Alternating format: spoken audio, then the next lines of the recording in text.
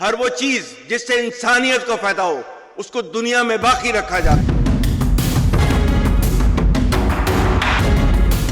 বর্তমান বৈশ্বিক রাজনীতিতে আমেরিকা এবং চীন দুই প্রধান পরাশক্তি, যারা একে অপরকে 1 ইঞ্চি জমি ছাড়তেও রাজি নয়।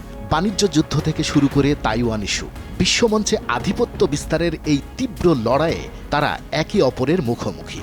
সাধারণ নিয়মে আমেরিকার কোনো বন্ধু দেশ কখনো চীনের আপন হতে পারে না, আর চীনের জান বাঁচানো মিত্রকে ওয়াশিংটন বাঁকা চোখেই দেখবে, এটাই স্বাভাবিক কথা।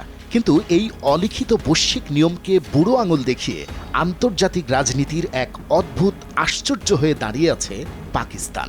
দেউলিয়া হওয়ার দ্বার প্রান্তে দাঁড়িয়ে থাকা একটি দেশ কিভাবে একই সাথে বেইজিংয়ের আয়রন ব্রাদার আর ওয়াশিংটনের কৌশলগত পার্টনার হয়ে গেল? কেন এই দুই চিরবৈরী পরাশক্তি পরম মমতায় পাকিস্তানের পিঠে হাত দিয়ে রেখেছে?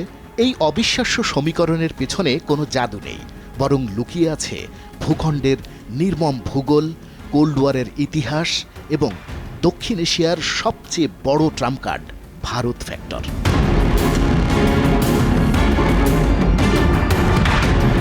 বিশ্বমঞ্চে 1 নম্বর হওয়ার দৌড়ে ভারত আর চীন একে অপরের প্রধান প্রতিদ্বন্দ্বী। তাই হিমালয় সীমান্ত থেকে শুরু করে আন্তর্জাতিক বাণিজ্য সবখানেই তাদের মধ্যে চলছে এক অদৃশ্য ঠান্ডা যুদ্ধ।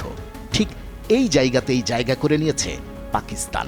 ভারতের সাথে পাকিস্তানের সম্পর্ক চিরকালই দা কুমড়ো, আর এই বৈরিতাকেই বেইজিং ব্যবহার করে নিজেদের সবচেয়ে বড় অস্ত্র হিসেবে। এখানেই চীন একটা পুরনো চাল চালে, শত্রুর শত্রু আমার বন্ধু। বেইজিং খুব ভালো করেই জানে ভারতকে যদি চাপে রাখতে হয় তবে তার ঠিক পেছনে থাকা শত্রুটাকে শক্তিশালী করা দরকার। তাই চীন পাকিস্তানের কাঁধে বন্দুক রেখে ভারতকে নিঃশব্দে হুমকি দিয়ে যাচ্ছে, বেশি বাড়াবাড়ি করলে কিন্তু তোমার শত্রুটাকে উস্কে দেব।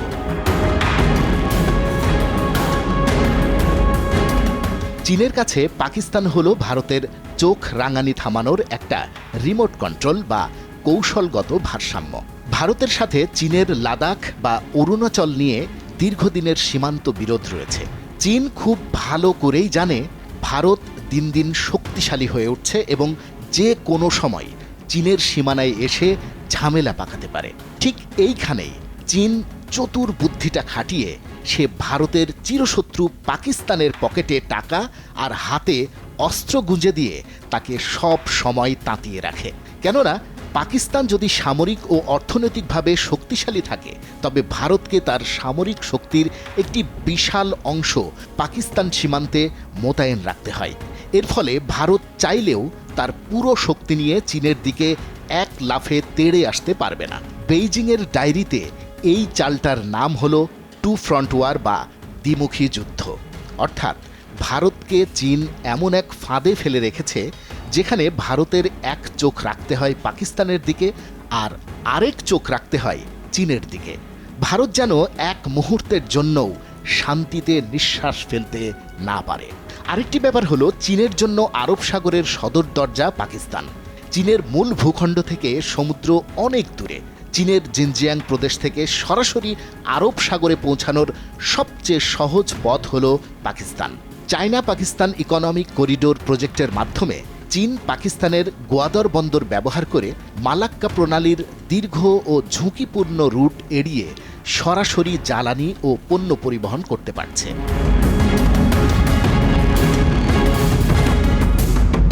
এখন মনে বড় একটা প্রশ্ন জাগতেই পারে, আমেরিকা তো চীনের কট্টর শত্রু আর চীন হলো পাকিস্তানের জানের বন্ধু। তাহলে এই খেলায় আমেরিকা কেন নাক গলাচ্ছে? কেন ওয়াশিংটন এখনও পাকিস্তানের সাথে খাতির বজায় রাখছে? এখানেই লুকিয়ে আছে পাকিস্তানের সেই পাড়ার মোড়ের আসল ম্যাজিক। পৃথিবীর মানচিত্রে পাকিস্তানের ভৌগোলিক অবস্থান দক্ষিণ এশিয়া, মধ্য এশিয়া এবং মধ্যপ্রাচ্যের সংযোগস্থলে অবস্থিত, যার উপর দিয়ে না গেলে আফগানিস্তান আর মধ্যপ্রাচ্যে প্রবেশ করা যায় না। ইতিহাস সাক্ষী, যখনই আমেরিকার আফগানিস্তান আর মধ্যপ্রাচ্যে ঢোকার দরকার পড়েছে তখনই তাকে পাকিস্তানের দরজায় এসে কড়া নাড়তে হয়েছে। তার উৎকৃষ্ট উদাহরণ কোল্ড ওয়ার বা শীতল যুদ্ধের সময় সোভিয়েত ইউনিয়নের আগ্রাসন রুখতে পাকিস্তানের ভূখণ্ড আমেরিকার জন্য অপরিহার্য ছিল। তাছাড়া আফগানিস্তানে 2001 সালের পর সন্ত্রাসবাদ বিরোধী যুদ্ধে আফগানিস্তানে অবস্থানরত মার্কিন সেনাদের লজিস্টিক্স সাপোর্ট, খাবার, রসদ আর গোয়েন্দা তথ্য পাঠাতে পাকিস্তানের দরজা দিয়ে প্রবেশ করা ছাড়া আমেরিকার কোনো উপায় ছিল না। এমনকি আজও মধ্য এশিয়া আর ইরানের ওপর নজর রাখতে মার্কিন গোয়েন্দা সংস্থাগুলোর পাকিস্তানের সাহায্য প্রয়োজন হয়। আর পাকিস্তানও কম চালাক নয়, সে ফ্রিতে কাউকে নিজের দরজা দিয়ে প্রবেশ করতে দেয় না। আমেরিকা যখনই তার উপর দিয়ে শর্টকাট রাস্তা বানাতে চেয়েছে, পাকিস্তানও তার বিনিময়ে ওয়াশিংটনের কাছ থেকে বিলিয়ন বিলিয়ন ডলারের সামরিক ও অর্থনৈতিক সাহায্য উসুল করে নিয়েছে। বর্তমানে আমেরিকা ভারতকে চীনের বিরুদ্ধে তার সবচেয়ে বড় কৌশলগত অংশীদার যেমন কোয়াড জোট মনে করে। তা সত্ত্বেও আমেরিকা পাকিস্তানকে পুরোপুরি ছেড়ে না দেওয়ার কারণ হলো পাকিস্তান একটি পারমাণবিক অস্ত্রধারী দেশ। আমেরিকা ভয় পায় সে যদি পাকিস্তানকে একদম একা করে দেয় তবে পাকিস্তান দেউলিয়া হয়ে যাবে এবং সেই বোমা কোনো চরমপন্থীর হাতে চলে যেতে পারে। আবার আমেরিকা এটাও চায় না যে পাকিস্তান পুরোপুরি চীনের দলে যোগ দিয়ে চীনের ঘরের গোলাম হয়ে যাক।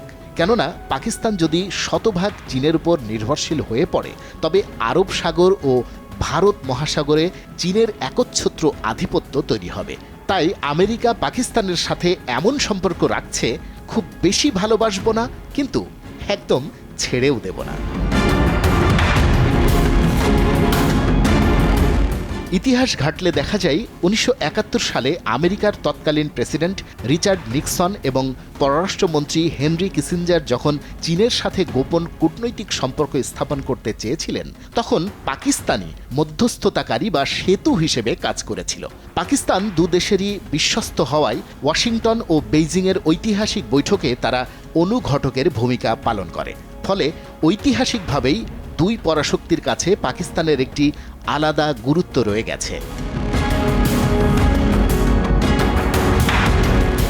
বর্তমান সময়ে পাকিস্তানের উপর এই দ্বিমুখী সম্পর্ক টিকিয়ে রাখা দিন দিন কঠিন হয়ে পড়ছে। অর্থনৈতিকভাবে ভঙ্গুর পাকিস্তান এখন একদিকে চীনের সবচেয়ে বড় ঋণদাতা এবং অবকাঠামো উন্নয়ন সহযোগী বা আয়রন ব্রাদার হিসেবে বেইজিংয়ের উপর নির্ভরশীল। অন্যদিকে আমেরিকা এখনও পাকিস্তানের অন্যতম বড় রপ্তানি বাজার এবং আন্তর্জাতিক মুদ্রা তহবিল IMF থেকে ঋণ পাওয়ার ক্ষেত্রে প্রধান নিয়ন্ত্রক। ভারতকে ঠেকানো এবং নিজেদের বাণিজ্য রুট সুরক্ষিত রাখতে চীন পাকিস্তানকে পরম বন্ধুর মতো সমর্থন দিয়ে যাচ্ছে। আর আমেরিকা ভারতকে চীনের বিরুদ্ধে প্রধান মিত্র বানালেও পারমাণবিক নিরাপত্তা এবং আঞ্চলিক ভারসাম্যের খাতিরে পাকিস্তানকে পুরোপুরি হাতছাড়া করতে পারছে না। ফলে বৈরী দুই পরাশক্তির তীব্র প্রতিদ্বন্দ্বিতার মাঝেও পাকিস্তান এখনও নিজের প্রাসঙ্গিকতা ও ভূরাজনৈতিক গুরুত্ব টিকিয়ে রাখতে পেরেছে।